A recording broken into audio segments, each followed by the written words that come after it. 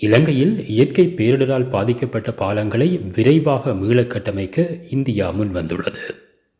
இதற்கான கட்டமைப்பு அலகுகளை தாங்கிய இந்திய விமானப்படையின் மற்றொரு C-17 ரக விமானம் இன்று கொழும்பை வந்தடைந்தது. இவற்றை கொண்டு 110 அடி நீளமான 10 பாலங்களை அமைக்க முடியும் என கூறப்படுகிறது.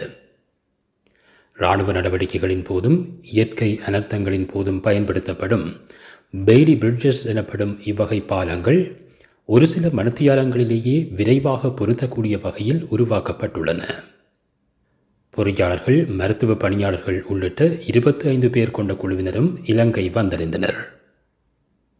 டிட்வா புயலாலும் தொடர் மழையாலும் சீர்குலைந்துள்ள இலங்கையின் போக்குவரத்து கட்டமைப்பை இயல்புக்கு கொண்டுவர இந்தியாவின் இவ்வுதவி பெரிதும் உதவும் என இலங்கை சார்பில் பலரும் நன்றி தெரிவித்து வருகின்றனர்.